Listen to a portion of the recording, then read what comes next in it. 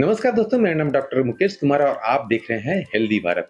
आप जानते हैं कि हेल्दी भारत पे tuberculosis, MDR tuberculosis, pre HDR tuberculosis, HDR tuberculosis और टीडीआर ट्यूबरकुलोसिस के ट्रीटमेंट के बारे में बताया जाता है। तो आप अगर चैनल पर नए हैं तो चैनल को सब्सक्राइब कर लीजिए और बेल आइकन को दबाकर ऑल नोटिफिकेशन ऑन कर लीजिए ताकि आने वाला वीडियो आप तक सबसे पहले पहुंच सके। दोस्तों, आज की वीडियो में हम ट्यूबरकुलोसिस के बारे में बताएंगे, टीबी क्या होता है और एमडीआर टीबी क्या होता है। तो सबसे पहले हम समझेंगे कि हमें जांच कब कराना होता है। जब किसी भी व्यक्ति को 15 दिन या 15 दिन से ज्यादा खांसी रहता है, खांसी के दौरान ब्लड आता है, साथ में शाम को फीवर भी रहता है या भूख कम लग रहा है, वजन कम हो रहा है, इन सारे प्रॉब्लम अगर किसी व्यक्ति को हो रहा है तो उन्हें सबसे पहले हम लोग डायग्नोज करते हैं कि हो सकता है इनको ट्यूबरकुलोसिस हो।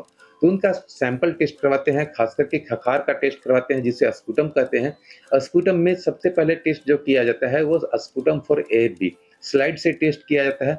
अगर उसमें पॉजिटिव निकल गया तो डिक्लेयर हो गया कि पेशेंट ट्यूबरकुलोसिस का है। अगर उसमें पॉजिटिव नहीं निकलता है तो हम एक टेस्ट और करवाते हैं, CB NAAT test. CB NAAT test होता है cartridge based nucleic acid amplification test होता है। उसमें क्या पता चलता है कि अगर थोड़ा बहुत भी बैक्टीरिया अगर हमारे शरीर में है, हमारे लंग्स के अंदर है, तो उसमें वह पता कर पाता है कि हाँ ट्यूबरकुलोसिस है या नहीं है।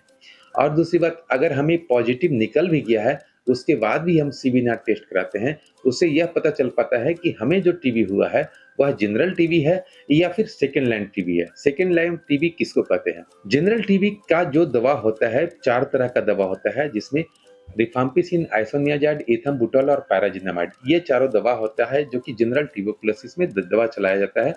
2 महीने तक ये चारों दवा चलाया जाता है। 2 महीने के बाद अगला 4 महीने के लिए 3 तरह का दवा चलाया जाता है जिसमें पैराजिनामाइड बंद कर दिया जाता है। यह जनरल टीबी का दवा हो गया। अब इन दवाओं में से 2 दवा, खास करके रिफाम्पिसिन और आइसोनियाज़िड, यह दोनों दवा अगर उस व्यक्ति को फायदा नहीं करता है तो उसे हम एमडीआर ट्यूबरकुलोसिस कहते हैं। और यह पता चलता है हमारे सीबी नॉट के टेस्ट से। सीबी नॉट के टेस्ट से हमें एक ड्रग के बारे में पता चल पाता है, रिफाम्पिसिन के बारे में।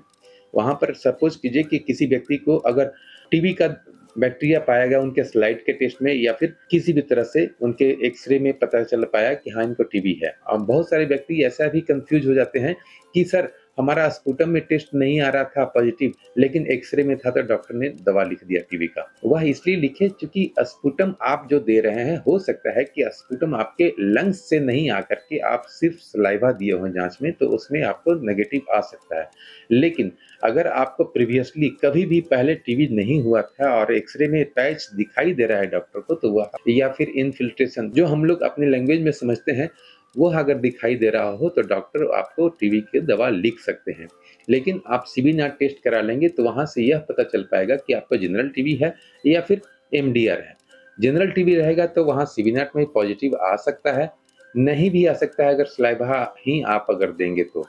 लेकिन टीबी अगर डायग्नोज हो गया है तो आपको टीबी की दवा खाना है। सीबी नॉट के टेस्ट में हमें 2 चीज का पता चलता है। पहला तो आप पता चलता है कि एमटीबी है कि नहीं, यानी कि ट्यूबरकुलोसिस का बैक्टीरिया पाया गया कि नहीं। और दूसरा होता है ट्यूबरकुलोसिस का जो मेन दवा होता है रिफाम्पिसिन, वह दवा आपके शरीर को सूट कर रहा है कि नहीं, यानी कि उस दवा से आपके अंदर जो बैक्टीरिया है वह किल होगा कि नहीं, यह पता चल पाता है। अगर यहाँ पर पता चल गया कि हाँ हमारा एमटीबी भी निकल गया है और हमारा रेजिस्टेंट भी निकल गया है रिफाम्पिसिन, तो एक सैंपल और लिया जाता है आपका, जिसको कहते हैं हम लोग एलपीए, यानी कि लाइन प्रोब ऐसे एक टेस्ट होता है जिससे यह पता चल पाता है कि हमारा बाकी का दवा जैसे कि आइसोनियाज़िड, पैराजिनामाइड और इथम्बुटोल, इसकी ये सारी दवाइयों में से कोई दवा है जो हमें और भी रेजिस्टेंट है। उसमें जनरली देखा गया है कि रिफाम्पिसिन अगर रेजिस्टेंट है तो आइसोनियाज़िड भी साथ में रेजिस्टेंट होता है। अगर यह दोनों दवा हमारा रेजिस्टेंट है तो हम उसे एमडीआर ट्यूबरकुलोसिस कहते हैं।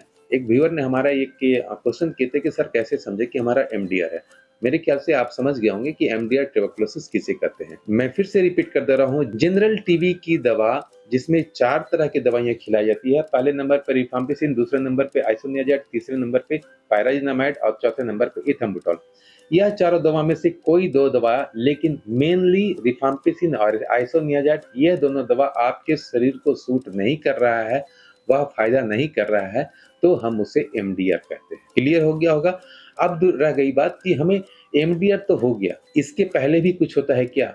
यस, इसके पहले होता है एच मोनोपोली। एच मोनोपोली किसे कहते हैं? सीवी नॉट मैंने टेस्ट कराया, सीवी नॉट में आ गया एमटीबी डिटेक्टेड और रिफाम्पिसिन रेजिस्टेंट डिटेक्टेड।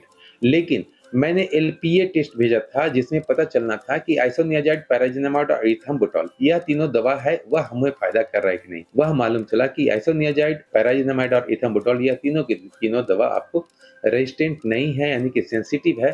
तो वहाँ पे आपको एच मोनोपोली बोला जाता है, बताया जाता है। उससे यह पता चल पाता है कि हाँ, अब हमें फर्स्ट लाइन का ही ड्रग चलेगा, लेकिन उस जगह पे जो रिफाम्पिसिन है उसको रिप्लेस करके किसी दूसरे दवा से और वह दवा चलाया जाएगा, तो आपको 6 महीने के अंदर आपको जनरल टीबी से ही ठीक हो जाएगा। हालाँकि उसका नाम एच मोनोपोली कहलाता है। जनरली ऐसा देखा गया है कि रिफाम्पिसिन रेजिस्टेंट हो जाता है तो बहुत ही कम चांस होता है कि आइसोनियाज़ाइड रेजिस्टेंट ना हो। तो हम इस जगह पे हमें एच मोनोपोली की दवा चला करके ट्रीटमेंट कंप्लीट किया जाता है और उससे भी हमारी बीमारी ठीक हो जाती है। लेकिन अगर रिफाम्पिसिन और आइसोनियाज़ाइड यह दोनों टैबलेट आपको नहीं सूट कर रहा है तो वह एमडीआर कहलाता है और एमडीआर में 2 रेजिमेन होता है। 2 रेजिमेन मतलब कि 2 तरह का दवाई दी जाती है। 2 तरह का मतलब एक तो हो गया शॉर्टर रेजिमेन और दूसरा होगा लॉन्गर रेजिमेन। शॉर्टर रेजिमेन में क्या होता है कि 7 तरह की दवाइयाँ दी जाती है और वह हमें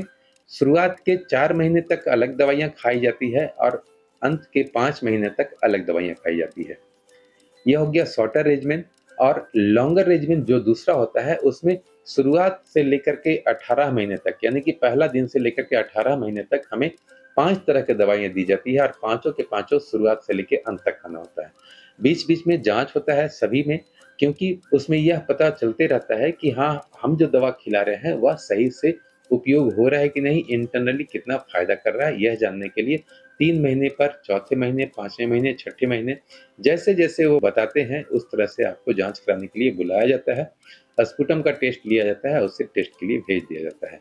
इस दौरान आपको दवा नहीं बंद करना होता है, कंटिन्यूअस दवा खाना होता है। कुछ व्यूअर ने ऐसा रिक्वेस्ट किया कि सर मेरा कोई डोज़ जो है वह 500 एमजी कम गया, वो मैं नहीं खा सका, या फिर कोई डोज़ है जो कि मैं 1 टैबलेट नहीं खा पाया। उसमें कोई दिक्कत नहीं है, आप ऐसा जानबूझकर ना करें, आप अपने डोज़ को हमेशा कंप्लीट पूरा खाएँ, ज़्यादा बेहतर रहेगा। उस दवाइयों के साइड इफ़ेक्ट भी बहुत सारे होते हैं, उस साइड इफ़ेक्ट में आज एक साइड इफ़ेक्ट के बारे में बताने जा रहा हूँ, वह है हमारा भूख का कम लगना। दोस्तों, हमारे शरीर में जब 18, 19, 20 टैबलेट जाता है एक बार में, तो वह शरीर उसको सही से पचा नहीं पाता है, जिसकी वजह से वोमिटिंग टेंडेंसी भी होती है या फिर गैस भी बनता है या फिर भूख नहीं लगता है, खाने का इच्छा नहीं करता है। तो अगर आप एमडी या ट्यूबरकुलोसिस का दवा खा रहे हैं, तो हर महीने एलएफटी का जाँच ज़रूर कराएँ। हालाँकि सभी हॉस्पिटल में, जो भी गवर्नमेंट हॉस्पिटल है, सभी जगह यह अवेलेबिलिटी है कि आप वहाँ पर एलएफटी के टेस्ट, खास करके serum bilirubin, SGPT, SGOT, alkaline phosphatase, यह चारों टेस्ट ज़रूर करा लें। और यह चारों टेस्ट नहीं भी होता है तो कम से कम एसजीपीटी और एसजीओटी यह 2 टेस्ट ज़रूर कराएँ। यह देखते रहें कि आपके लीवर पे किसी तरह का बुरा असर तो नहीं हो रहा है। जनरली एमडी या ट्यूबरकुलोसिस का दवा के खाने से हमारा एसजीपीटी और एसजीओटी बढ़ जाता है, जिसकी वजह से वोमिटिंग भी होती है और खाने का मन भी नहीं करता है, इच्छा भी नहीं करता है किसी चीज़ को खाने का। तो उस दौरान हमें एसजीपीटी और एसजीओटी को कम करने के लिए बहुत सारी चीज़ों का उपयोग किया जाता है, जिसमें कि सबसे पहला है, हम जितना भी ग्रीन सलाद है, उस सलाद का उपयोग करेंगे। क्यों? क्योंकि हमारे लीवर जो है, वो सभी चीज़ को पचाने में सक्षम नहीं हो पा रहा है, जिसकी वजह से वहाँ पर इन्फ्लेमेशन हुआ है। लीवर में भी इन्फ्लेमेशन हो गया है, जिसको हम लोग हेपेटोमेगली कहते हैं, यानी कि थोड़ा-सा लीवर का साइज़ बड़ा हो जाता है। जनरली एसजीपीटी, एसजीओटी का जो नॉर्मल वैल्यू होता है वह 8 से 35 या 8 से 45, एसजीपीटी का 8 से 45, एसजीओटी का 8 से 35। हम यह मान के चलते हैं कि एवरेज 8 से 45 तक नॉर्मल होता है। एमडीआर का जब दवा खाते हैं तो हमारा 8 से 45 जो है ना, वो 60, 70, 100, 200, 150, 250 तक चला जाता है। जो किताबों में लिखा है या फिर जो गाइडलाइन में लिखा है कि एसजीपीटी और एसजीओटी का रेंज अगर नॉर्मल वैल्यू से 5 गुना ज़्यादा तक भी अगर हो जाता है, तो हमें किसी भी तरह का दवाइयों को नहीं रोकना है। यह नॉर्मल माना गया है। लेकिन अगर 5 गुना से ज़्यादा होता है तब हम उसके लिए कुछ कर सकते हैं बाहरी, कि कुछ हम दवाइयों को कम कर सकते हैं। लेकिन ऐसा नौबत ना आए कि हाँ, दवाइयाँ को कम करना पड़े, क्योंकि हमें दवाइयाँ पूरा खानी है, तभी वह कंप्लीटली हमारे शरीर से खत्म हो सकेगा बैक्टीरिया। तो हमें दवाइयों को कम करने की जगह पे हम उपाय जो बताते हैं, वह यह बताते हैं कि आप उसके लिए ग्रीन सलाद का उपयोग करें, ग्रीन सलाद जितना ज़्यादा खा सकें। इसके अलावे कुछ होम रेमेडी, जैसे कि आप fatty liver, generally liver function test में एसजीपीटी और एसजीओटी के बढ़ने से फैटी लिवर कहलाता है। और फैटी लिवर में हमें जो नेचुरोपैथ में सबसे अच्छी एक दवा है, या दवा कहें या नेचुरल चीज़ है, वह है सौंठ। आपने अदरक का नाम सुना होगा। अदरक जो है वह हमारे लीवर के लिए ही नहीं, बहुत सारे ऑर्गन्स के लिए रामबाण चीज़ है। तो अदरक का उपयोग हम कर सकते हैं। इसका उपयोग हम 2 तरीके से कर सकते हैं। डायरेक्ट अदरक को ला कर के आप थोड़ा-सा कीस लें उसे, बारीक कीस लें, पानी को थोड़ा-सा खौला लें, खौला करके उसमें अदरक का जो पिसा हुआ 1 चम्मच भाग है, वह उसमें डाल दें। 5 मिनट तक खौलाने के बाद उसे छान लें और उस पानी को सिप-सिप करके जब पीने लायक हो जाए, तो सिप-सिप करके आप पी सकते हैं।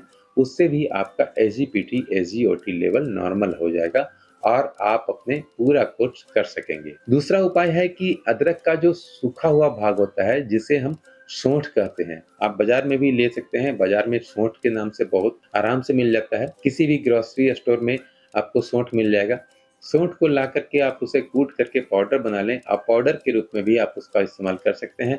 गरम पानी कर लें, उसमें आधा चम्मच सौंठ डाल दें पाउडर, और उसे खौला करके आप उसे पी सकते हैं। उससे भी आपका लीवर फंक्शन टेस्ट नॉर्मल रहेगा और आप सभी दवाइयों को आराम से खा सकेंगे। आपको भूख भी लगने लगेगा। आप देखेंगे कि आपका जो इच्छा की कमी हो गई थी खाने की, वह भी बढ़ने लगेगा। जब भरपेट आप खाना खाना शुरू कर देंगे, तो दवाइयों का जो साइड इफ़ेक्ट है, वह बिल्कुल कम हो जाएगा। दोस्तों, उम्मीद है वीडियो अच्छा लगा होगा। वीडियो अच्छा लगा तो वीडियो को लाइक करें, सब्सक्राइब करें, अगर चैनल पर नए हैं तो बेल आइकन को दबाकर ऑल नोटिफिकेशन ऑन कर लें, ताकि भविष्य में आने वाला हर वीडियो आप तक सबसे पहले पहुंच सके। मिलते हैं अगली वीडियो में, तब तक के लिए जय हिंद, जय भारत।